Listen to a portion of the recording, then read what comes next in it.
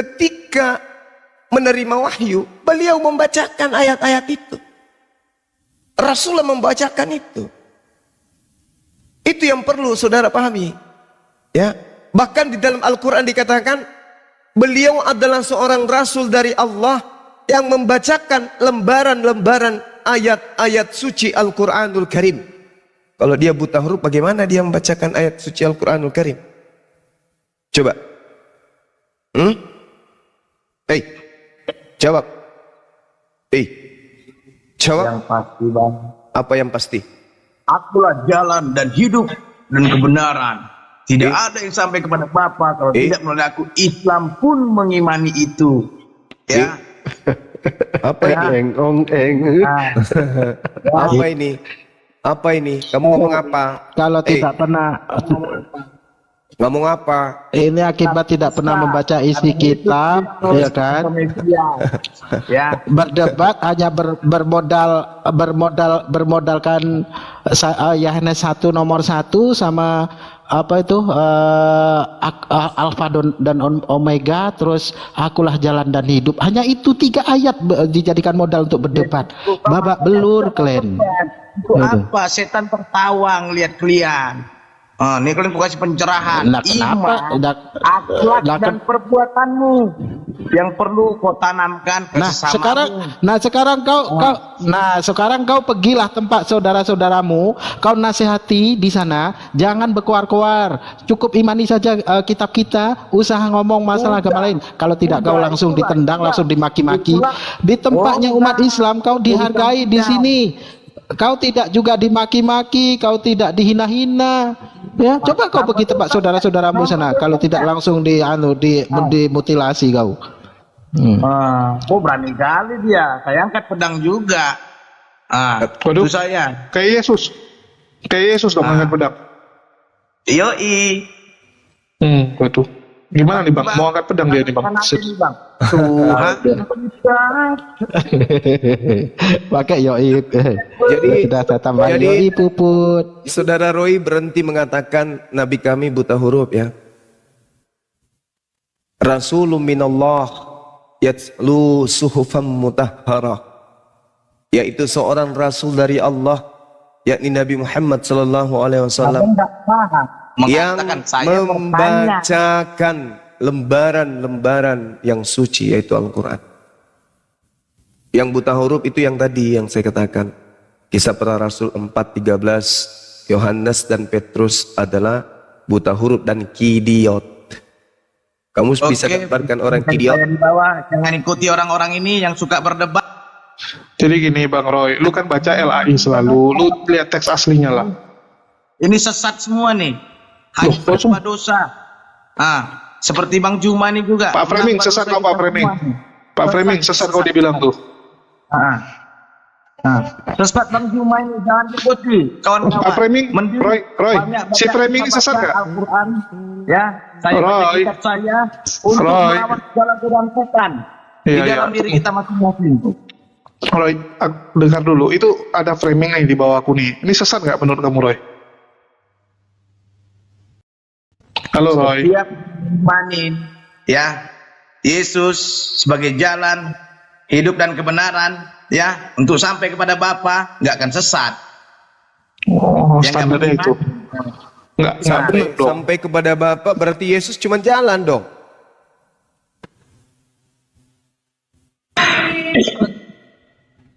Ya Yesus jalan. Bang, Tuhan kita cuma satu bang, jalan yang berbeda. Kalau kita seperti ini, ya Tuhan memang satu, tapi Tuhan kita beda. Ya, Tuhanmu adalah Yesus. Tuhan kami adalah yang menciptakan Yesus. Beda kita. Tuhan yang satu itu menurutmu kan Yesus, anak orang. Kalau Allah, Tuhan saya yang satu itu adalah yang Allah, menciptakan Yesus. Itu putra Allah. Allah saya juga bang. Allah. Gitu dia penyebutannya sebenarnya, bukan au. Bukan au bang. Lu tahu nggak sejarah? Sudah mulai mengucat ya, sudah mulai frustasi dia. Nggak gini Roy. Lu tahu nggak asal usul kata Allah di Alkitab lu? Kalau nggak tahu jangan sok-sok ngomong. Kok nggak tahu bang? Dan jelas di bang situ. Akulah Tuhan Allahmu. Jangan ada Allah lain selain aku. Aduh, kelas jemaat ini memang. Lu tahu nggak awal mula kata Allah tuh di Alkitab kamu dari mana? Kok bisa ada kata Allah situ? Kok ada kata Elohim, Yahweh, ada Allah gitu? Kok nggak konsisten berubah-berubah? Tahu nggak, Roy?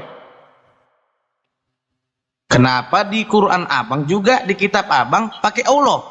Iya, Apalagi iya.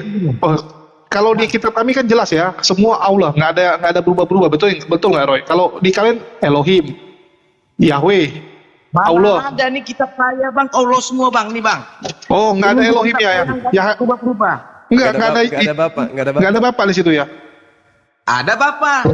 Oh, jadi kenapa kadang bapak, kadang Elohim, kadang Allah? Kok berubah-berubah gitu? Kadang Tuhan huruf besar lagi semua. Seperti abang. Apa-apa? Di Banyak nama. Siapa nama? Bang Juma lah di kawannya satu manggil Juma, ya satu Udin, ya satu Bos, ya satu lagi siapa? Uco. Tetap si Juma itu orangnya. Oke. Gitu loh. Jadi apa yang mesti diperdebatkan? Inilah sok tahu. Silakan dijelaskan aja lah, Bang. Enggak, ini tafsirmu. Enggak, itu kan tafsirmu. Biar dijelaskan aja lah. Ya mungkin Bang cuma jelasin biar si Roy ini sadar kenapa nama Allah bisa ada di tempat mereka. Iya, sebenarnya satu hal yang perlu saudara pahami, nama Allah itu masuk di dalam kitabnya Kristen Indonesia, itu bukan didasari ilmu, tapi didasari Filipi 1:18. Itu yang perlu Anda pahami. Filipi 1:18 lah yang kemudian mendasari nama Allah ada di Bible. Apa itu? Tujuannya untuk mengelabui, untuk menipu. Itu tujuan kata Allah di dalam Bible dituliskan. Hadapkan saya dengan orang Kristen yang mampu membantai. Mereka tidak mengakui Allah, tidak. Tetapi kenapa mereka gunakan kata Allah? Karena mereka tujuannya untuk menipu berdasarkan dengan perintah Filipi 1:18. Orang-orang Kristen demi untuk menjual Yesus, dia diajari untuk mengelabui. Itu, jelas itu dalam kitab saudara. Jadi bukan tanpa alasan Kristen itu menggunakan kata Allah. Tapi karena memang perintah di dalam kitabnya untuk menipu dan mengelabui. Coba Anda baca di dalam 18 dari Filipi 1. Jelas itu di situ. Jadi Kristen ini memang agama yang suka nipu-nipu. Agama suka nipu-nipu memang. Itulah abang. Biarlah Allah nanti maha hakim adilnya bang. Abang nggak Jangan punya. Allah yang menghakimi Anda, jangan. Suma, kok cuma beraninya sama yang awam sih Suma? Kok beraninya cuma sama yang awam? Memang ada. Ayo sama saya Suma. Ada Oke, Kristen oke. yang Coba tidak- ayo sama gua. Ya, boleh. Ayo sama gua, ayo. Ada Kristen yang Ayo tidak sama awam. gua. Kamu nggak awam? Enggak usah sama yang awam Suma. Kamu nggak awam. Kita buktikan siapa yang sebenarnya penipu Suma. Mau nggak? Baik.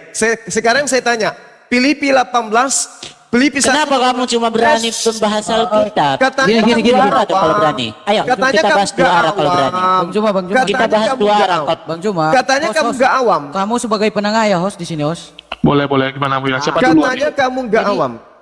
Kalau misalnya satu bicara, selesaiin dulu, satu juga gitu. Iya, langsung aja Boleh. satu lawan dua. Kalian berdua. Katanya kamu nggak awam. Siapa namanya ini? Nathan. Katanya kamu nggak awam. Berarti kamu hebat Bible. Sepakat Iya kan? dulu nih siapa yang maju. Biar dua-duanya nggak apa-apa deh. Biar Oh, boleh. sekalian penipu-penipu Gua, ini. gua, Nggak gua apa-apa. nyimak aja dulu, bentar. Oh, nyimak aja dia. Ya silakan Nathan. Apa yang mau dibahas Nathan? Udah tuh kutanya Filipi 1:18. Coba kamu pertanggungjawabkan itu. Kamu katakan dirimu nggak awam. Nathan di unmute Katanya itu. kamu Buka nggak mic. awam. Berarti kamu paham Bible kan? Nah, Filipi 1:18 coba kamu buka. Uraikan original teksnya di sana. Coba saya mau tahu. Kamu diajari untuk mengelabui kan? Apa itu mengelabui? Apa itu mengelabui? Hai, jawab. Nathan unmute. Tetapi mic-nya. tidak mengapa, Nathan, sebab bagaimanapun juga Yesus diberitakan baik dengan maksud mengelabui maupun dengan jujur. Hal itu aku tetap bersukacita dan aku akan tetap bersukacita. Agama apa ini kalau bukan agama setan? Pedis kan? Mau kau datang besok? Agama kok diajarin dengan cara mengelabui. Bang Nathan, on mic Bang Nathan. Nanti mungkin dia lupa kasih. Masih terguncang, masih telepon teman tuh, tanya jawaban. Bantah saya pakai ilmu teman-teman Kristen. Call Jangan, friend, ya? jangan ilmu pret. Call a friend. Mana Nathan nih? Nathan, dibuka mic-nya ya. Jangan main mute dong kalau berani. Alah, Ya penipu ini. salam. Jangan main mute dong kalau berani. Saya di Kita bahas tempatku dua kalau arah. bukan di Ayo. mute, di kick. Habis itu kamu kick. Kita habis bahas itu kamu dua katakan, arah. Kita bahas dua arah. Saya buktikan Islam itu agama setan. Ayo. Oke, baik, Kita bahas baik. dua arah. Oke, baik, silakan. Siapa yang agama titipan setan? Oke, baik. Itu temanya ya. Oke, baik. Oke. Oke. Ya, baik. Siapa mulai? Saya mulai duluan atau kamu? Saya yang mulai. Biar kamu Oke, silakan. agama itu agama setan. Oke. Jadi Allah Subhanahu wa taala. Oke, sorry. Temernya dulu. Kita butuh temer berapa ini? Karena kalau saya gulung kamu hari ini, kita butuh berapa waktu, menit, dan berapa waktu Anda harus menjadi murid saya? 1 jam atau 2 jam? Ya mungkin satu kan. Jangan sia-siakan Bang waktu Moto. saya. Bang Moto bisa jadi timer bang. Ya. Akimoto. Oke, kita cari dulu atau nggak aku yang buka sendiri bisa juga sih. Tapi aku pegang. Di TikTok ini kan bisa timer deh ini, Kojo. Gimana timernya? Nah, itu caranya aku nggak tahu. Uniriva bisa kemarin dia bikin timer sendiri TikTok ini. Oh masa? Oh enggak. Oh ya tahu aku tahu. Pakai ini. Tapi peserta lain juga harus diloncatin ya tahu. Mau berapa menit? Tapi dia nggak bisa pakai waktu itu. Tunggu ya, bisa. 2 menit aja deh. Nih, ini 2 menit ya. anak bawang udah tenantang saya. Oke, udah bisa kita 2 menit ya. Hei, Kak Ros, Iya, kenapa kabur, Kak Ros? Loh.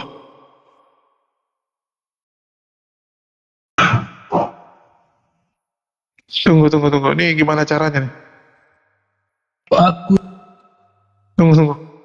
Dimana matikan ya showtime ya? Iya silakan, Bang.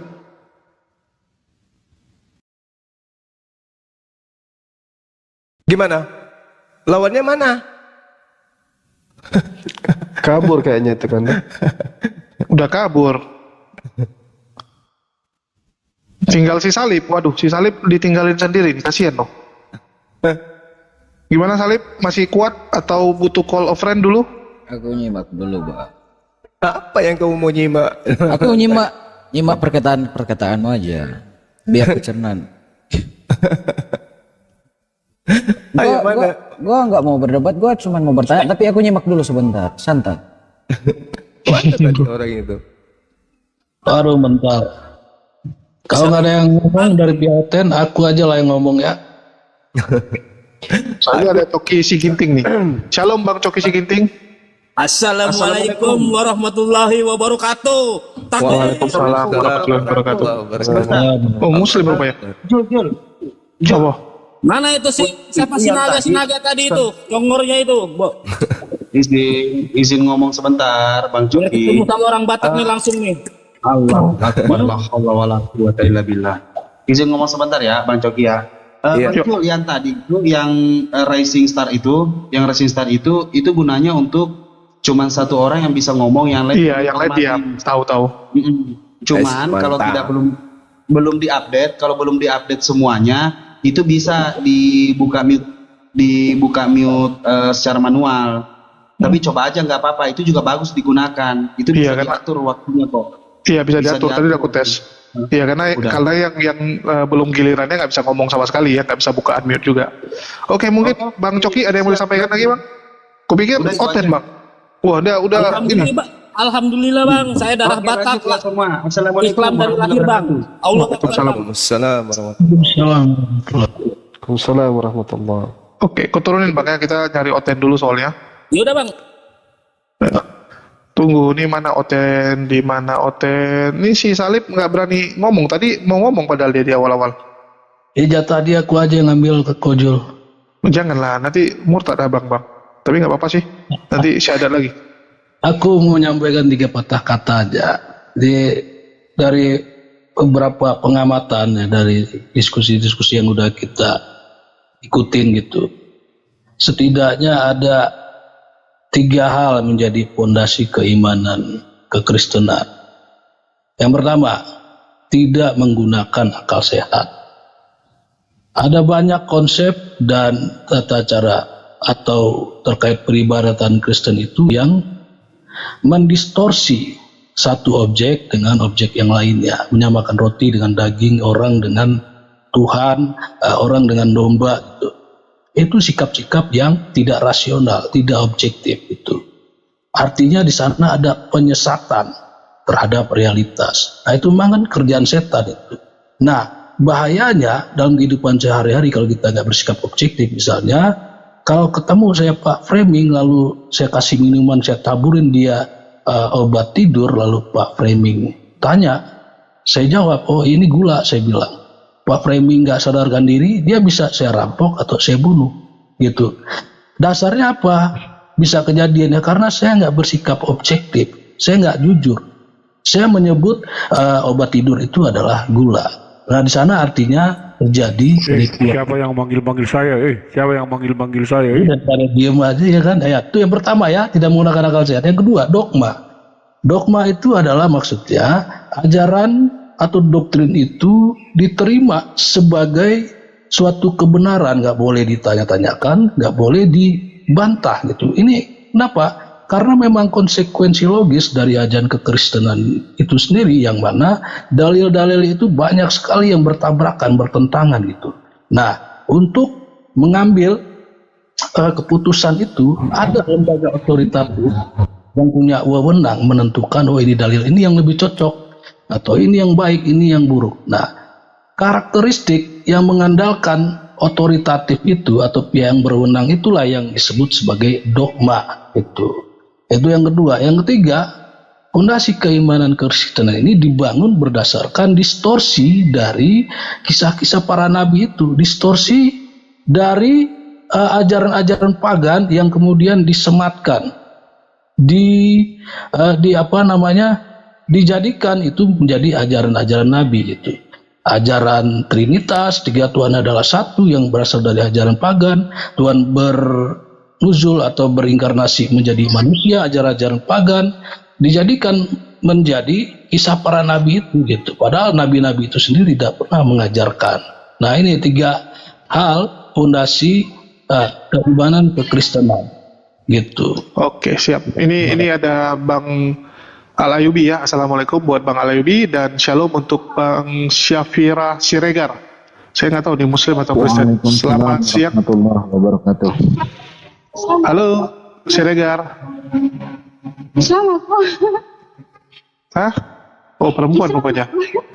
Oh, Islam. Oh, luar biasa. Sekarang marga-marga yang sebelumnya Kristen udah pada jadi Islam sekarang. Gimana? Ada yang mau disampaikan? Ada ya? Ada aku keluarannya ya. Oke, makasih. Kok sekarang yang jadi susah kita kenali yang mana Kristen, mana Muslim nih. Banyak yang marga-marga Batak udah pada jadi Muslim semua nih. Padahal ini marga-marga yang identik dengan kekristenan dulunya. Enggak, justru nenek moyang mereka dulu Islam itu. Mereka jadi Kristen itu karena pemurtadan itu, inkuisisi zaman Belanda itu Kojul. Iya, cuman kan ya kita bilang sekarang kan banyak kan marga-marga ini Batak, Kristen, tapi udah jadi Muslim. Luar biasa ya, alhamdulillah juga gitu. Jadi makin banyak orang-orang dari suku Batak yang memeluk Islam. Kalau sekarang nggak salah udah 50-50% sih. Tapi saya harap bentar lagi udah lebih banyak Islamnya ya, bisa jadi 60-70% ke depannya Islam. Kita cari lagi. Ya, Pak Framing, masih tenggelam Pak Framing?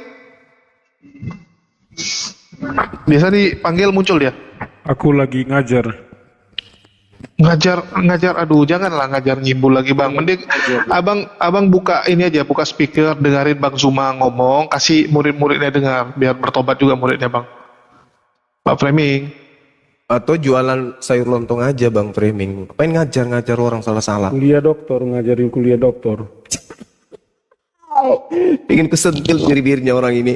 Dokter apa? Bang Suma. Dokter seksiologi. Ya, selamat siang Bang Produk Toraja. Produk Toraja. Halo Bang Produk Toraja. Ini Bang. Oh, Muslim Bang. Suma. Waalaikumsalam warahmatullahi wabarakatuh. Ah, mualaf juga nih, Bang. Jadi mualaf Bang. Waduh. Allah. Ini semua udah pada mualaf benaran ya, sesuai dengan judul kita. Nih, kalian kapan nih, Pak Framing? Halo, Pak Framing. Kapan mualafnya, Pak Framing? Nggak pakai akal kayak mana mau mualaf. SKS-nya belum selesai, SKS-nya. Tunggu SKS selesai baru mualaf dia. Oke, Prodaktor aja ada yang mau disampaikan? Ya, jadi ini Bang, saya mau pertanyakan itu masalah kitab ya. Kitab 10 firman Tuhan itu yang terdapat di Kristen itu. Ten Commandment itu Musa. Keluaran 20. Ya. Nah, jadi di situ kan tertulis, janganlah engkau mengubah Alkitab dengan tanganmu sendiri, dan barang siapa yang mengubahnya maka dia seorang pendosa. Artinya di surat perjanjian baru itu manusia pendosa ya, karena dia yang mengubah dari perjanjian lama menjadi perjanjian baru. Itu aja Bang. Iya, memang dikatakan di dalam 2 Petrus 2, pengajar-pengajar palsu akan muncul di Yerusalem mengajarkan dan merubah firman Tuhan. Itu ada di 2 Petrus 2. Pengajar-pengajar palsu akan tampil sebagaimana nabi-nabi palsu yang tampil di umat terdahulu, yaitu di umat Israel. Maka di tengah-tengahmu juga akan tampil pengajar-pengajar palsu yang akan memasukkan pengajaran-pengajaran yang membinasakan. Jadi yang dimaksud di situ adalah kitabnya orang Yahudi dimasukkan pengajaran-pengajaran yang membinasakan. Karena Al-Quran tidak mengambil kitabnya Yahudi, cuman Kristen, agama Kristen yang mengambil kitabnya orang lalu memasukkan ajaran-ajaran yang tidak berkesesuaian. Kalau Islam itu pesannya satu, yaitu nomor 3. Di situ dikatakan di tengah-tengah Bani Israel akan muncul pengajar-pengajar palsu yang memasukkan pengajaran-pengajaran yang membinasakan. Berarti artinya Bang itu Alkitabnya mereka itu palsu ya? Pasti.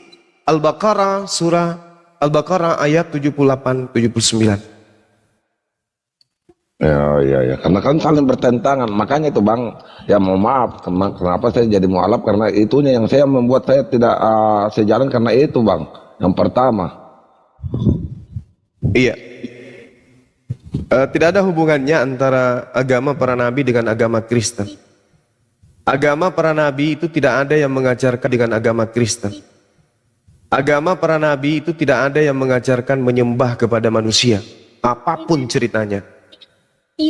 Tapi agama Kristen justru menekankan, kalau kita lihat di dalam Filipi 2 nomor 6 sampai nomor 8, justru menekankan bahwa pencipta langit dan bumi itu menjadi manusia, murni menjadi manusia, meninggalkan ketuhanannya menjadi manusia.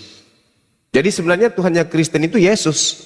Mereka hanya mengotori mulut mereka dengan mengatakan Allah Bapa, Yahweh, Elohim. Itu hanya untuk apa? Untuk mengelabui saja itu. Sebenarnya Tuhan mereka itu mutlak, murni, absolut, tidak ada campuran. Yesus 100% adalah jelmaan dari Theos. Theosnya menjelma menjadi manusia Yesus. Jadi yang mati, diludahi, dipukul, ditonjok, disunat itu adalah Tuhan pencipta langit dan bumi di dalam Kristen. Begitu ya. Ya. Siap. Makasih. Dia hanya mengambil agama dan poin-poin yang bisa dijadikan sebagai topeng dari agama Yahudi, mereka ambil hanya yang penting-penting saja. Makanya coba lihat kemunafikan mereka. Dikatakan di dalam Efesus 2 nomor 15, segala yang ada di dalam Taurat dan semua perintah-perintah yang ada di dalamnya telah dibatalkan dengan matinya Yesus. Tapi perpuluhan masih mereka pakai. Ya kan? Ya betul maaf. Terus yang kedua lagi Bang, itu yang kedua Bang, yang membuat saya kenapa agak masih tanda tanya. Kan di sini kan sudah tertulis bahwa janganlah engkau menyembah barang berhala yang menyerupai diriku yang ada di langit, di bumi dan di lautan. Nah, terus pertanyaan saya, kenapa kita dalam gereja itu melihat ada salib, terus ada patung-patung, ada gambar-gambar. Nah, itu apa? Simbol. Artinya Tuhannya itu dijadikan simbol gitu. Iya, Al-Quran mengatakan begini. Yukhadi'unallaha walladina amanu wa ma yakhda'una illa anfusahum. Mereka menipu Allah. Mereka menipu Allah dengan mengatakan mereka menyembah Allah, dan menipu orang-orang beriman dengan mengatakan kami ini adalah umat Tuhan. Padahal sesungguhnya kata Allah mereka hanya menipu diri mereka sendiri. Coba tanya, Yesus itu Tuhan? Dia Tuhan dalam rupa manusia. Apakah Maria melahirkan manusia? Iya. Tetapi 100% manusia, 100% Tuhan. Ini cara-cara nipu diri mereka sendiri. Kita mendengarkan penjelasan itu tertawa-tertawa aja, senyum-senyum aja. Yang mereka ingin tipu Allah, menipu orang beriman. Tapi sesungguhnya mereka tidak sadar menipu diri mereka sendiri. Mana ada Tuhan mati terkutuk dibunuh oleh manusia? Nggak ada. Nggak ada. Sadar enggak mereka itu? Sadar. Tapi mereka menipu. Mereka menipu. Bukan kita yang ditipu, bukan Allah yang ditipu. Karena kita orang berakal. Yang mereka tipu adalah diri mereka sendiri. Nah inilah makanya para apologet Islam itu lahir untuk meluruskan akidah mereka yang memplesetkan ajaran para nabi. Jadi maaf ini Bang ya, karena saya kan baru belajar juga ini Bang, sedikit-sedikit gitu. Jadi pertanyaan saya ini kan masih ada lagi satu lagi nih Bang, ini yang terakhir Bang ya, pertanyaan saya Bang. Bisa Bang? Siap, silakan.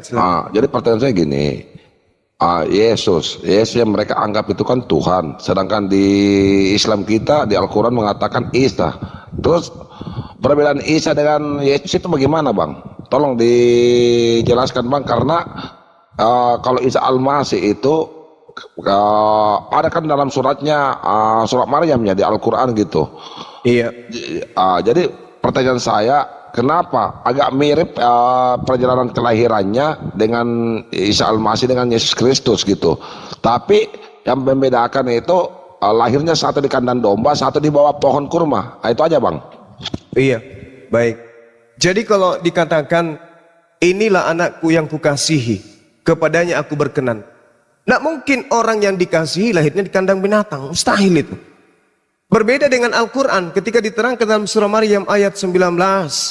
Apa yang dikatakan di sana? Sesungguhnya aku ini adalah utusan Tuhanmu untuk memberitakan kepadamu akan lahirnya seorang anak darimu, seorang manusia yang suci. Bukan dari hasil kemudian pertunangan yang hampir diceraikan oleh tunangannya karena dia ternyata hamil. Kalau di Al-Quran Nabi Isa itu ibunya adalah wanita suci. Sementara di kitabnya mereka, Maria ini adalah wanita yang bertunangan dengan laki-laki yang nyaris aja diceraikan oleh tunangannya. Dan dia sudah memanggil suami istri. Masih tunangan sudah panggil suami istri. Baca Matius 1 nomor 18, satu perikop ke bawah, Anda akan menemukan Yusuf sudah dipanggil istri, Maria dipanggil suami di sana. Padahal masih tunangan. Ada apa ini? Nah, itu yang pertama. Kemudian Nabi Isa alaihissalam itu dikatakan di Al-Quran, in huwa illa abdun al'amna alaihi wa ja'alnahu mathalan li bani Israel. Dia Isa tidak lain hanyalah seorang hamba yang kami berikan nikmat kenabian kepadanya dan kami jadikan dia sebagai contoh pelajaran bagi Bani Israel. Nabi Isa disebut laki-laki suci, terkemuka di dunia dan di akhirat. Dia kemudian adalah nabi dan rasul utusan Tuhan kepada Bani Israel, diselamatkan. Tapi di dalam kitab mereka apa? Dikatakan Nabi Isa itu adalah ngambil keledainya orang, menghardik orang, menghardik ibunya, dan seterusnya. Bahkan dikatakan mati secara terkutuk di atas tiang salib. Dituduh lagi, Yesus membatalkan segala perintah-perintah Tuhannya. Itu tuduhan yang fitnahan yang sangat luar biasa itu. Kalau dia Al-Quran tidak. Dia mengatakan, apakah engkau mengajarkan kepada Bani Israel menyembah dirimu selain aku? Dia mengatakan, Maha Suci engkau ya Allah, aku tidak pernah mengajarkan apa yang bukan hakku untuk aku sampaikan. Itu perkataan Nabi Isa alaihissalam. Nah, tapi kalau di Kristen berbeda. Nah sekarang mari kita lihat di 2023 ini. Apakah Nabi Isa itu lahirnya di bawah pohon kurma? Atau Yesus itu lahir di kandang binatang? Baru-baru ini ilmuwan Yahudi menemukan adanya bibit dari pohon kurma yang diperkirakan usia bibitnya itu, bijinya itu berusia 2000 tahun yang silam. Dan itu terjadi di tanah Yudea, tempat Yesus mengajar, tempat Yesus kemudian keliling mengajarkan Injil. Di sana dia lahir, di sana dia dibesarkan. Ditemukan ilmuwan Yahudi, bukan Islam yang menemukan, Yahudi, biji-bijian yang diperkirakan usianya 2000 tahun silam. Artinya apa yang diterangkan oleh Al-Quran lahir di bawah dekat pohon kurma, itu bisa dilihat indikasinya sangat kuat. Nah sekarang kambing domba, palungan, ilmuwan mana yang bisa menemukan palungan tempat Yesus dibaringkan pada saat dia dilahirkan di dalam kandang? Ada. Ada yang bisa menemukan itu. Subhanallah. Al-Quran tidak akan pernah memberitakan berita yang dusta. Karena itu berasal dari Sang yang Maha Mengetahui. Sedangkan Bible diceritakan oleh orang yang khidiot berdasarkan kisah para Rasul 4 nomor 13. Subhanallah. Lanjut. Ya, makasih Bang atas pencerahannya. Mudah-mudahan ini menambah keimanan saya lagi Bang. Kurus semangat. Kurus semangat. Iya Bang. Terus ini lagi Bang. Ada lagi satu yang terakhir Bang. Nah, iya, ya. betul. Itu seperti dari mana mereka mengambil wajah Yesus yang sekarang mereka agungkan itu dalam bentuk patung dan gambar gitu. Perjamuan terakhir, terus waktu dia di atas kapal dihantam ombak itu wajahnya Yesus itu mereka dapat dari mana? Apakah orang bule yang dituhankan gitu, yang dia foto atau gimana? Itu butuh pencerahan Bang. Iya, jadi sebenarnya sekali lagi saya katakan ya, Allah mengatakan barang siapa yang mengada-adakan kebohongan itulah mereka yang mengingkari ayat-ayatku. Dan sesungguhnya mereka yang ingkar terhadap ayat-ayatku, mereka adalah pendusta. Gitu. Nah, mereka mengingkari Al-Quranul Karim sebagai ayat yang datang dari Allah. Coba lihat kelakuannya. Apa yang mereka pertontonkan setiap hari? Mereka setiap negara beda foto. Kita bingung yang mana sebenarnya foto Tuhannya yang sebenarnya ini. Di Afrika keribu, hitam, matanya bola. Di Cina lurus rambutnya, alisnya juga bagus, matanya sipit, kulitnya putih. Ini yang mana ini? Jadi kalau ada orang yang mengatakan itu adalah Yesus, apa dasar pijakannya? Oh, itu hanya karikatur aja. Ini lucu-lucuan. Kenapa Rasulullah Muhammad SAW itu tidak ada gambarnya, tidak ada patungnya, nggak ada fotonya? Kenapa? Ini hikmahnya. Agar umat Islam itu tidak mengada-adakan sesuatu yang tidak ada bersumber dari Tuhan. Nah sekarang mana coba? Jangankan orang Kristen, tentara Romawi saja tidak tahu yang mana yang Yesus ini yang sebenarnya. Sampai-sampai Yudas mengatakan, yang aku cium itulah Yesus. Tentara Roma nggak tahu. Kok tiba-tiba ada gambar Tuhan? Nah ini, apa ini agamanya kayak gini? Host, gue turun dulu host. Lagi kerja nanti bentar balik lagi. Bang Zuma, turun dulu. Oke Bu. Oke, siap. Salib, kok pergi dek? Kayak gitu. Jadi ya mereka saja bingung. Apalagi kita. Yang mana ya? Yang Yesus ini yang mana? Ada fotonya kayak gitu. Yesus orang Ibrani. Iya kan? Kenapa gambarnya bule? Yang mana yang sebenarnya ini? Jadi mengada-adakan sesuatu. Benarlah apa yang abang katakan di dalam Ulangan 4, jangan engkau menambahi, jangan engkau mengurangi. Nah, ini ditambah-tambahkan ajaran kayak gini. Habis itu dikatakan Kores Sumanga ini, Bang Suma. Iya. Kores Sumanga. Oke Samune. Oke, lalu gitu raja. Kan dia apa di sana tuh? Gula cila. Masih gula banyak merah. pertanyaan, tapi biarkan ya teman-teman lain lagi yang bertanya, biar saya diam aja dulu. Juma boleh tanya. Bang Juma. Iya. Dari sekte mana Bang? Ya. Assalamualaikum Uniri Pak. Waalaikumsalam. Ada si Bers tadi, ada si Salib ya. Pergi kerja dia. Bang Juma. Iya, halo Paman. Boleh bertanya Bang Juma? Iya, dari sekte mana Om? Saya Kristen Bang Juma. Iya, sekte mana? Kristen Protestan. Oh, protes. Oke. Tadi Bang Juma bilang Yesus itu orang Ibrani kan? Iya. Tapi kenapa jadi nabi di dalam Al-Quran? Oh iya, memang. Beliau nabi, di dalam kitab saudara juga dia nabi. Ya, di dalam Al-Quran yang dipertanyakan Bang Juma. Ya, dalam Al-Quran betul dikatakan dia adalah nabi untuk Bani Israel. Untuk Bani Israel, kenapa jadi nabi di Al-Quran? Ya, bukan jadi nabi di Al-Quran. Al-Quran menarasikan dia adalah nabi untuk Bani Israel. Menarasikan ya? Berarti iya. Nggak benar gitu ya? Maksudnya? In huwa illa abdun an'amna alaihi wa ja'alnahu mathalan li bani Israel. Aku diutus hanya kepada domba dari Israel. Kenapa jadi nabi di Al-Quran, Bang? Kenapa dimuliakan Al-Quran, Bang Juma? Ada apa ini? Kenapa Nabi Isa Kenapa Nabi Isa dijadikan nabi? Umat Islam diinformasikan oleh pencipta langit dan bumi, Nabi Isa itu adalah nabi bagi Bani Israel. Kenapa jadi nabi di Al-Quran? Karena itu sudah benar informasinya, Kucluk.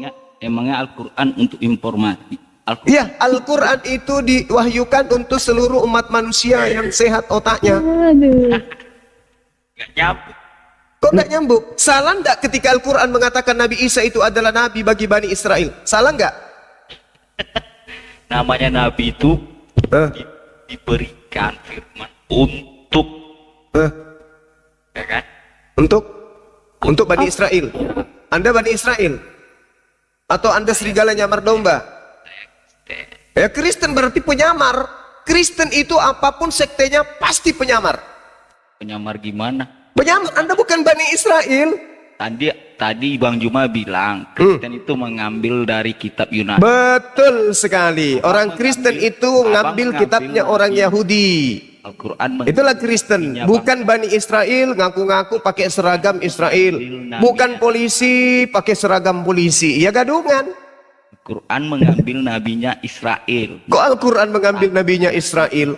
Jadi kalau ada berita di Indonesia menceritakan orang Amerika, itu artinya orang Indonesia mengambil haknya orang Amerika gitu? Emangnya kitab suci itu untuk bocor halus. Emangnya kitab suci itu memberitahu ini nabi gitu? Itu yang disifati kitab suci saya. Kenapa Anda yang mau ngatur? Kenapa Nabi Isa jadi nabi di Al-Quran? Kenapa Yesus jadi Tuhan di Kristen? Sementara Yesus untuk Bani Israel bukan Tuhan. Kenapa di Kristen jadi Tuhan? Siapa yang ngajarin Kristen Yesus itu jadi Tuhan? Apakah ada Nabi Isa berkata dia menyembah Tuhan yang disembah Muhammad? Coba cari. Ya, enggak mungkin karena Nabi Muhammad SAW itu datang belakangan. Jadi nabi di dalam Al-Quran. Iya, karena memang beliau nabi. Yang salah kalau di Al-Quran diceritakan Nabi Isa itu adalah Tuhan. Itu yang salah. Layaknya di kitabmu. Yesus datang kepada Bani Israel mengajarkan dirinya utusan Tuhan. Tiba di Kristen agama pagan dia jadi Tuhan. Siapa yang ngajarin? Kenapa dia jadi nabi di Al-Quran? Kenapa jadi Tuhan di Kristen Yesus itu? Kenapa? Kenapa jadi Tuhan di Kristen? Kenapa? Kenapa jadi Tuhan di kitabmu? Kenapa? Kenapa jadi Tuhan Yesus itu di kitabmu? Kenapa? Kok balik bertanya? Lah, di kitab pengajaran Yesus, orang-orang Yahudi mengajarkan dia nabi. Tadi katanya hafal Alkitab. Sekarang aku tanya Al-Quran, malah balik bertanya. Jelas, saya kan udah jawab.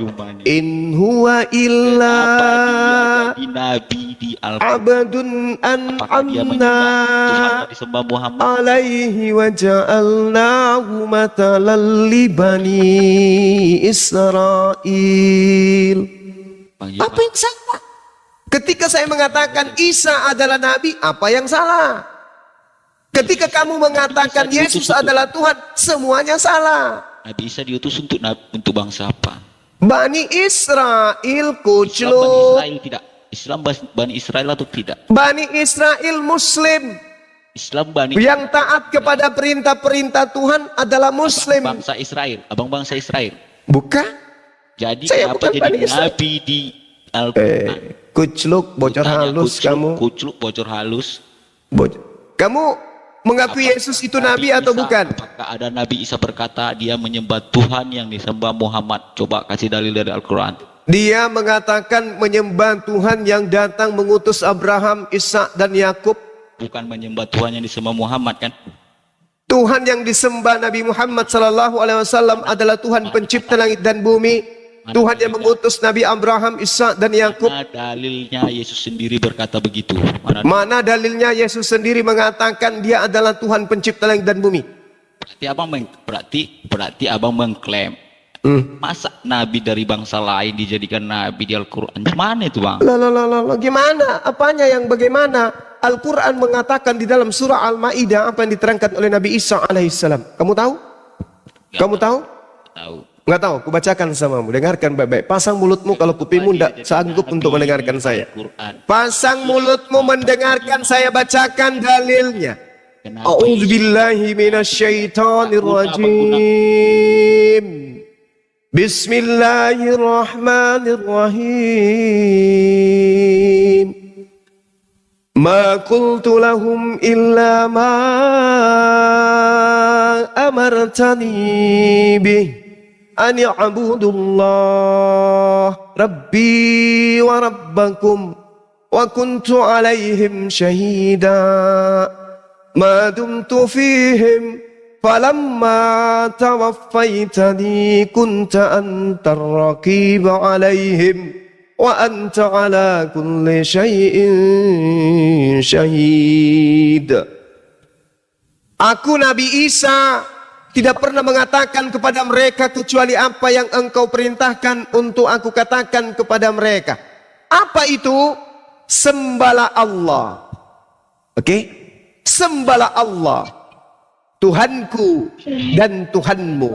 Dan aku menjadi saksi terhadap mereka selama aku berada di tengah-tengah mereka. Maka setelah engkau mewafatkan aku, engkaulah yang mengawasi mereka. Dan engkaulah yang maha menyaksikan atas segala sesuatu. Apa yang salah? Apa yang salah? Ini Nabi Isa alaihissalam mengakui dia mengajarkan menyembah kepada Allah. Dikit, Mana dalilnya Yesus mengajarkan menyembah kepada dirinya? Mana? Apakah ada Yesus berkata dia menyembah Tuhan yang sembah Muhammad? Maka dia dari Nabi di Al-Quran. Ani abudullah rabbi wa rabbakum. Aku mengajarkan Bani Israel sembahlah Allah, sebab Allah adalah Tuhanku dan Tuhanmu. Allah yang disembah Muhammad atau ya mana? Betul. Tidak ada dibilang Allah yang disembah Muhammad. Mana dalilnya kalau ada? Tunggu loh. Ini kadang-kadang aku bingung lihat teman-teman Kristen ya. Logikanya gini. Iya, rusak otaknya gini. Pernah nggak Musa mengatakan aku menyembah ya kepada Tuhan ya yang disembah oleh Nabi Daud? Kan nggak masuk akal. Muhammad kan menyembah Tuhan yang di Mekah. Allah yang di Mekah. Tuhannya Bani Israel, dengarkan. Tuhannya Bani Israel itu apakah Tuhan untuk Mekah atau tidak? Atau dia Tuhan hanya wilayah Israel saja? Kecil kali cakupannya. Udah habis koinnya bang, udah turun dia bang. Tadi koinnya masih banyak. Betul, karena apa? Nggak nyambung. Masa nanya tuh yang bermutu kenapa sih gitu kan? Sama kayak tadi. Apa mungkin Abraham ngomong, oh saya akan menyembah Tuhan yang disembah oleh Nabi Musa gitu? Kan nggak nyambung gitu. Iya, buat dia bermutu itu, Jul. Iya, kadang tolong Kristen yang naik tuh sanggah dengan analogi yang bagus gitu. Jangan berharap banyak kau, Jul. Ada aja harapanmu. Nah, masih mending loh Uniripa yang jadi oten. Kemarin kita jadi oten, masih bisa kita. Udah aku aja lah yang contohin cara jadi oten yang baik ya. Ya gini kalau nanya sama Bang Zuma itu. Bang Zuma, pertanyaannya. Oh ya, lanjut Bang. Bang mau diajarin jadi oten atau mau jadi oten independen? Atau dibantu? Atau saya bantu Abang Baritahon ya. Oke, saya sama Bang Baritahon, tenang aja, kita hajar Bang Zuma. Ayo Bang, lanjut Bang. Ya, silakan. Tak sengaja tadi melihat live ini aja nyembrung ya. Jadi memang Bang Zumanya sangat semangat ya menjelek-jelekkan. Bukan menjelek-jelekkan sih. Saya Kristen Bang, saya Batak, saya Kristen, keluarga besar Kristen. Ya, jadi saya di Parakat ini. Ya, jadi memang selamat datang di Room Akal Sehat ya Bang. Nah, teman-teman saya juga banyak yang Muslim. Saya juga sering sama kawan ke masjid untuk menemani mereka sekedar sholat ya. Lebih parapat. Jadi saya pikir seperti ini perdebatan tentang Kristen, dan ini pastilah dari sudut pandang teman-teman Muslim seperti yang Bang Juma sampaikan ya, itu it's okay sih, nggak masalah karena dasar kita berbeda Bang. Saya punya dasar iman saya di Kristen, Alkitab. Aku punya dasar itu. Jadi sebagaimanapun Abang sampaikan itu it's okay aja karena dasar Abang adalah dengan Al-Quran. Kita menghormati itu. Jadi saya pun sebagaimanapun abang sampaikan di sini tidak, saya punya pandangan yang akan saya jelaskan ke abang tentang misalnya tadi Filipi 1 ayat 8. Saya punya persepsi yang berbeda, pandangan berbeda tentang ini, dan aku yakin abang tidak akan terima itu begitu. Karena gimana? 18 bang, 18. Iman kita sudah berbeda ya. 1 18. 1 ayat 18 ya. 1 ayat 18 ya saya baca tadi. Jadi pasti berbeda. Karena itulah Sampaikan aja bang sama Bang Zuma. Apa bang. poinnya coba? Sampaikan iman, aja coba. Iman kita sudah berbeda bang. Oh itu jelas, tanpa Anda jelaskan Jadi pasti. tak mungkin. Nah itu dasar kita. Jadi kalau sudah iman kita sudah berbeda, tak akan mungkin apa yang akan kusampaikan ini abang pahami secara logika. Jadi iman itu bicara keilahian memang. Ada memang keilahian itu berbicara kadang-kadang yang di luar nalar kita, bang. Injili aja Bang Zuma itu bang. Coba, Gini bang, coba, bang. coba. Abang coba aja Coba dulu. Kita kan nggak ajarkan pernah tahu. Kristen versi Kristen coba kepada Iya, saya. ajarkan versi Karena abang. Mana tahu Bang Zuma dibaptis. ada berita kan ada perintah. Saya bisa berdoa bang, karena Beritakanlah sebagai Injil manusia, kepada semua makhluk. Saya juga kan Saya- makhluk. Coba Injili saya bang. saya tidak akan bisa membuat abang bertobat. Karena kita Aduh. percaya sebagai Berarti orang sia-sia Yesus mengajarkan sampaikanlah Injil ke semua Iya. makhluk. Berarti ya abang udah mengalah dulu. Abang pikul salib lah. ya pikul Apa salib. kata- Yang membuat orang itu bertobat Yesus ya, sampaikan itu Injil adalah ke seluruh hanya makhluk. kuasa Tuhan itu sendiri. Kita nggak ada kuasa membuat orang bertobat. Aduh. Ini menyepelekan Yesus abang ini. Abang Bukan. ya, Yesus mengajarkan Justru karena kita- sampaikan Injil ke seluruh makhluk. Bang Zuma makhluk, aku makhluk. Sampaikan aja lah bang. Justru karena Mana tahu itu, nanti aku mana tahu kalaupun Julius kita dibaptis sampaikan besok. misalnya Mana kita tahu. Tuhan Yesus adalah juru selamat satu-satunya, tetap yang mempertobatkan itu adalah Tuhan Yesus sendiri, bukan kita. Kita hanya alat Tuhan mempertobatkan itu. Jadi Nah, abang jadi alat Tuhan aja, bang. Abang diperalat sama Tuhan, kan? Silakan abang jadi alatnya menyampaikan Ya. Bible kepada Bang Zuma, Injili Bang Zuma. itulah Saya saya bantu sampaikan abang dari tadi. belakang. Inti Injil itu adalah kita percaya bahwa juru selamat satu-satunya di dalam Tuhan. Kenapa Nah, kita sampaikan itu ke Bang Zuma. Bilang sama Bang Zuma itu. ajarin Bilang saya tuh. supaya saya ajarkan Anda bukan cuma Yesus yang juru selamat satu-satunya. Ya, Itulah yang kami imani, bang. Itulah yang kami percaya. Iya. Ketika Iya, kita ajarkan percaya sama Bang Zuma. Maka dari itu ketika Anda mengatakan inilah iman saya bantah dengan pengajaran Yesus. Yesus tidak mengatakan seperti itu tentang iman Anda. Ayo, siapa yang mengajarkan Yesus satu-satunya juru selamat? Yesus sendiri, bang. Di mana Yang kita- dalilnya? Di mana dalilnya? Nanti kalau kita sampaikan, bang, pasti abang bantah. Masuk kita. Yesus yang mengatakan bagi pelacur dan pemungut cukai sampai ke surga lebih dulu daripada pendeta. Hanya karena percaya kepada Yohanes. Matius 31. Sesungguhnya pelacur pemungut cukai lebih dulu masuk ke dalam surga daripada kalian. Sebab mereka percaya kepada Yohanes. Berarti Yohanes adalah juru selamat bagi pelacur. Bapak belajar di mana?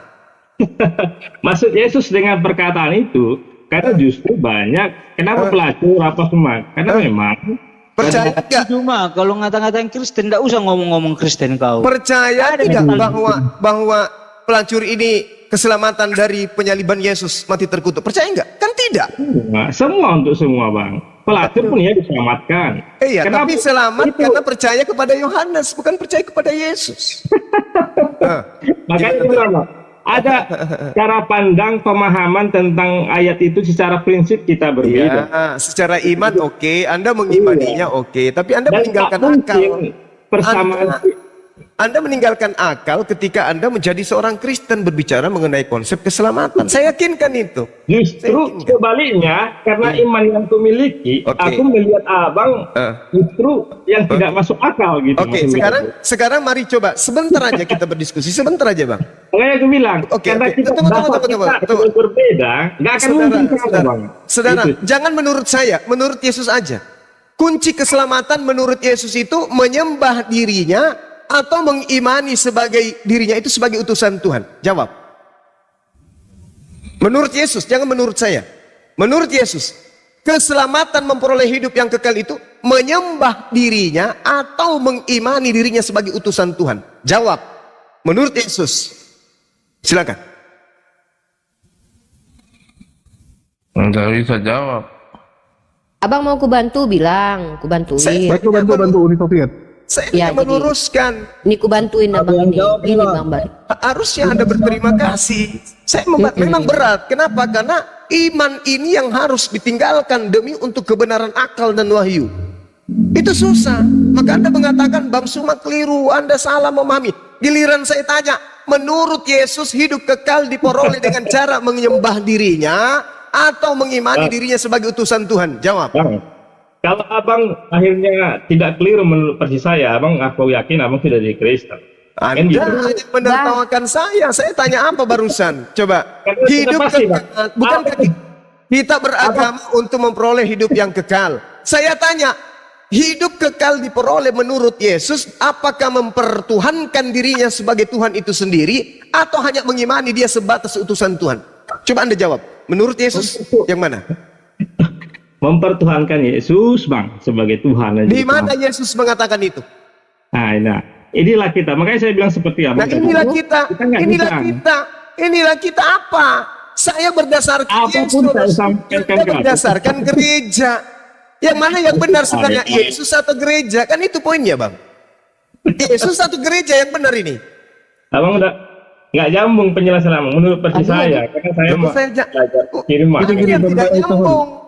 Yesus mengajarkan hidup kekal itu adalah apa? Hidup kekal itu menuhankan dirinya, menyembah dirinya, menggantikan Yahweh dengan dirinya, atau cukup mengimani dia sebagai utusan Tuhan untuk memperoleh hidup yang kekal. Jawab coba. Semuanya hidup kekal seperti kita. Bantu nih, kalau nggak sanggup nanti gua bantu juga. Bang, gini loh, Bang, izin Bang, abang tuh berhadapan dengan Bang Juma sekarang. Nah, hidup kekal. Ya gitu. Kalau abang kayak gitu, merengek-rengek namanya, abang jawab pakai dalil. Kasihan aku nengok abang lu, Bang, orang Kristen di bawah tuh lagi berharap-harap cemas sekarang. Abang menjawab pakai dalil. Kalau abang nggak mampu, biar ku bantu, nggak apa-apa. Aku bantuin abang. Iya, nanti. Nah, kalau nggak sama juga aku bantu juga. Iya, abang tunjukkan dalilnya sama Bang Zuma itu. Gini loh, bilang gini sama Bang Zuma, Bang Baritahon. Tunggu. Biar Uni jelasin. Iya, gini loh. Cara menjawab Bang Zuma itu kan orang Islam itu dituntut secara eksplisit data by dalil, nggak mau mereka terima asumsi aja.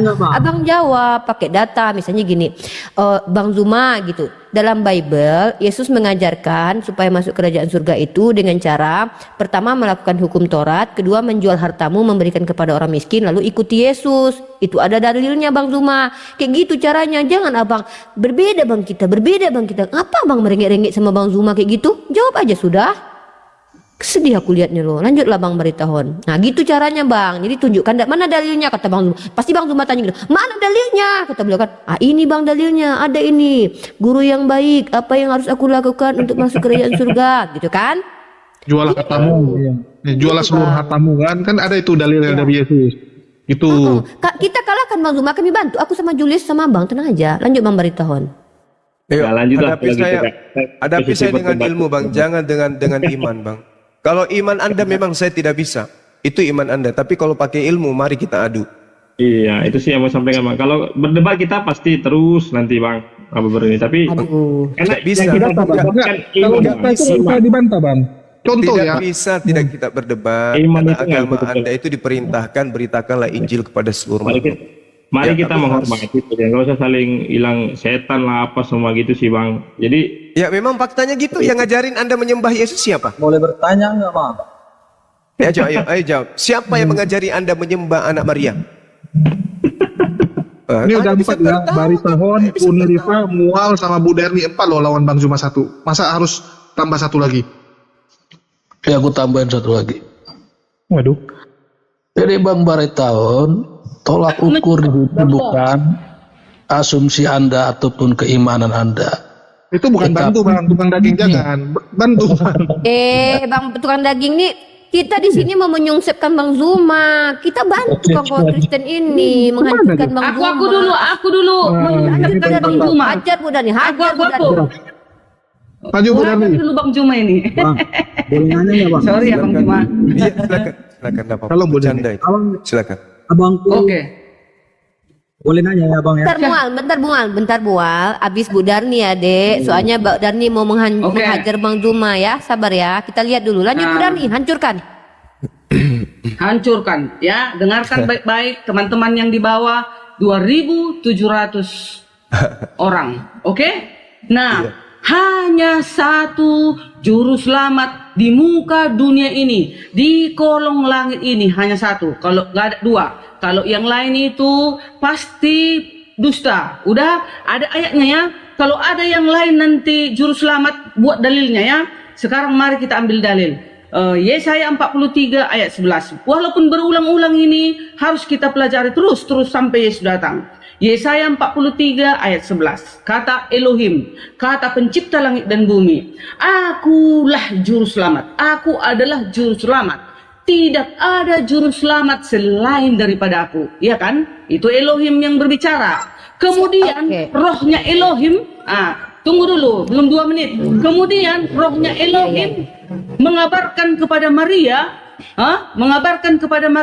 Maria, akan lahir juru selamat namanya Yesus. Nah, jadi juru selamat yang dulu dan juru selamat yang sekarang itu adalah siapa? Tuhan Yesus, tidak ada yang lain, tidak ada dua. Matius 28 ayat 18 kata Yesus, pergilah ke seluruh bangsa, kabarkanlah tentang Injil. Aku menyertai engkau sampai akhir zaman. Apa pekabaran yang harus kita turuti supaya kita selamat?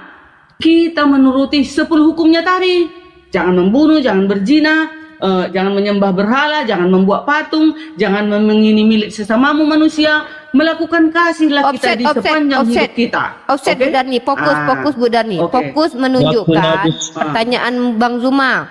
Siapa yang ngajari kalian menuhankan Yesus, kan itu pertanyaan Bang Zuma. Jadi tadi ayatnya Yesaya tadi ya. Oke, yang lain-lain jangan jelaskan dulu. Yesaya dan Lukas. Yesaya 43 kita lempar ke Bang Zuma habis itu ya. Tunggu dulu, kutanya Bang Zuma. Kalau ada juru selamat yang dibawa Bang Zuma, buat dalil dan ayatnya. Oh, siap. Oke, pertanyaannya jelas ya Bang Zuma ya. Nanti setelah itu Bang Zuma mau mendengarkan Kristen lain atau langsung mau Abang jawab? Silakan aja dulu. Langsung Bang Zuma aja lah. Bang Zuma aja langsung. Sabar Kak Darni. Sabar, aku catat ini Kak Darni. Nah, sekarang siapa lagi dari pihak Kristen yang mau menghajar Bang Zuma? Aku. Bukan Mual. Silakan Mual. Ya. Aku sebenarnya hanya bertanya. Saya sih Kristen ya? Kamu Kristen ya Mual? Saya Kristen ya. Protestan. Bawa pasang. Oke, lanjut. 452. 452. Ya, ini mau nanya Bang nih. Jangan jualan dulu. Kalau lagi diskusi jangan berjualan dulu. Ini Bang Zuma yang kau hadapi. Siap. Udah aku bantuin pun kalian. Tanya nih Bang. Saya kan sebenarnya udah capek mendengar perdebatan seperti ini sih sebenarnya. Cuman saya hanya mau bertanya, siapa yang bisa memastikan manusia dan hewan itu napasnya kemana? Karena oke, pertanyaannya udah satu aja biar dijawab sama Bang Zuma duluan. Oke, dari Bu Darni ya Bang Zuma, silakan ditanggapi bahwa Elohim itulah satu-satunya juru selamat. Kalau ada juru selamat lain buat dalilnya. Kemudian kata si Mual, siapa yang bisa memastikan manusia dan rohnya itu entah kemana? Lanjut Bang Zuma, kita hancurkan Bang Zuma siang ini. Manusia dan hewan sama-sama bernapas. Terus? Nah, siapa yang bisa memastikannya bahwa hewan atau binatang itu napasnya ke bawah atau ke atas, atau manusia sebaliknya ke bawah atau ke atas? Iya, udah dapat itu. Udah paham Bang Zuma itu. Bang Zuma yang kau hadapi nih, bukan itu aja. Iya, pertanyaan. Iya. Silakan. Orangnya paling fine. Iya, fine. Iya, fine. Oke. Silakan Bang Zuma, kita hancurkan Bang Zuma siang ini. Lanjut. Iya, yang pertama terkait dengan pertanyaan Ibu Darni tadi ya. Al-Quran dengan sangat akurat menyuruh kepada Bani Israel agar kemudian mereka menuju kepada juru selamat, yaitu baginda Rasulullah Muhammad SAW. Mana dalilnya? Bismillahirrahmanirrahim. Yahdi bihillah manittaba'a ridwanan subulan salam wa yukhrijuhum minaz zulumati ilan nuri biiznih wa yahdihim ila siratim mustaqim. Dengan Al-Quran itu pula Allah memberi petunjuk pada orang-orang yang mengikuti keridaannya kepada jalan keselamatan. Dan dengan Al-Quran pula Allah mengeluarkan manusia dari gelap gulita kepada cahaya dengan izinnya. Dan dengan Al-Quran pula Allah menunjukkan manusia kepada jalan yang lurus. dalilnya udah selesai. Ada lagi? Simual, Bang. Instruksi. Simual. Iya. Nanti Bu Darni. Iya. Simual dijawab oke, dulu, Bang. oke. Jangan interupsi dulu, Bu. Selesaikan dulu itu simual. Nah, Oke. silakan, Bang. Gimana? Nih, maksudnya gini, saya ulangin Bang ya. Sorry ya. Iya. Siapa bisa memastikan atau kembali ke diri kita juga ya. Siapa bisa memastikan bahwa ruh, bukan roh tapi bahasa ruh. Karena manusia itu punya roh, atau binatang juga dia punya napas atau napas kehidupan, punya. Nah, siapa yang bisa memastikan binatang atau hewan itu ke bawah atau ke atas, sebaliknya juga manusia ke atas apa ke bawah, dan sebaliknya juga saya. Nah, karena pada dasarnya satu hakikat Allah itu adalah Esa, satu. Dan kalau saya pelajarin juga di mana aja, bahwa napas yang ditiupkan, ruh yang ditiupkan, berarti dia kembali kepada yang meniupkan. Nah, sekarang kalau saya ini ibaratnya, siapa yang bisa memastikan di bawah kolong langit ini roh binatang atau hewan ke bawah atau ke atas, sebaliknya juga manusia ke bawah atau ke atas? Ini sama sudah itu aja Bang. Udah 4 kali ke bawah ke atas ini. Iya. Saya jawab ya. Al-Quran menjelaskan sangat jelas kepada kami umat Islam, bagaimana kemudian Allah Subhanahu wa Ta'ala mengajarkan kepada kami, alladzina idza asabathum musibah. Ada penekanan di sini. Apa itu? Qalu inna lillahi wa inna ilaihi raji'un. Apa itu? Sesungguhnya apa yang bersumber dari Allah, semuanya akan kembali kepada Allah. Itu dalil. Terus ada lagi? Sebelum saya balik nanya. Coba ulang Bang. Sorry. Inna lillahi wa inna ilaihi raji'un. Semua yang berasal dari Allah akan kembali kepada Allah. Nah, kalau begitu berarti kembali kepada hakikat dia semula. Ya ngapain kita ribut berarti Bang masalah agama itu doang. Karena semua nggak ada yang memastikan bahwa ini ke sana, ini ke sini kan? Karena pada dasarnya Mual, bentar. Nggak ada yang ribut dari tadi, Mual. Dari tadi itu kita diskusi. Kalau ribut nggak di sini, di pasar Bu Darni itu yang ribut. Jangan gitu. Maksudnya membahas mencari kebenaran masing-masing, karena namanya kebenaran itu kan Masalahnya Anda harus memahami kembali kepada Allah itu ada dua hal. Allah menyediakan tempat bagi makhluknya. Ada yang ke neraka, ada yang ke surga. Itu dulu. Jangan Anda senang kembali ke Allah itu artinya berjoget-joget bersama Allah. Enggak. Kembali kepada Allah, kembali ke tempat hakikat pencipta. Hakikat pencipta menyediakan dua tempat. Apa itu neraka dan juga surga? Anda mau kemana sekarang? Anda menyembah kepada selain daripada Allah, kemana kembalinya? Baca Matius 7, 21 sampai 23. Matius 13 nomor 50. Anda baca itu. Kemana perginya orang-orang yang kemudian memanggil Tuhan kepada sesamanya manusia? Neraka. Terus? Sorry Bang, sedikit Bang. Masalah Allah itu kan, Allah itu dia roh. Maksudnya memang tidak ada yang bisa menjangkau. Sama sekali, kalau enggak coba siapa yang bisa memastikan bahwa Allah itu udah pernah dilihat atau disentuh? Nggak bisa kan? Di Kristen ada Bang dalilnya. Filipi 1, Filipi 2, nomor 6 sampai 8. Tuhannya bisa dibunuh. Tuhannya Kristen itu menjadi manusia dan rendah dari manusia, bahkan taat sampai mati. Itulah Tuhannya Kristen. Yang bisa dilihat, bisa dibunuh. Itulah Tuhannya Kristen. Kenapa Anda Roh itu nggak bisa mati Bang, nggak bisa. Bagaimana ceritanya? Ruh yang datang kemudian, baca Filipi 1, Filipi 2 baca. Yang datang sebagai manusia itu Tuhan Anda yang roh itu. Tuhan Anda yang roh itu kan Bang kedagingan, daging yang kembali. Yang mati itu adalah Tuhan Anda, bukan cuman daging. Baca Kolose 2 nomor 9. Dagingnya Yesus itu adalah Tuhan Anda yang menciptakan langit dan bumi itu yang menjadi manusia. Baca, itu dalil. Memang secara logika Anda, akal Anda itu berkesesuaian dengan konsep Islam. Tapi kitab Anda bertentangan dengan konsep akal. Makanya yang Anda uraikan ini adalah konsep akal, bertentangan dengan kitab saudara. Baca Kolose 2 nomor 9. Bukan, maksud saya roh itu bisa mati enggak? Roh itu tidak bisa mati memang. Ya udah kalau gitu. Terus apakah Anda mengatakan bahwa Tuhan itu adalah roh?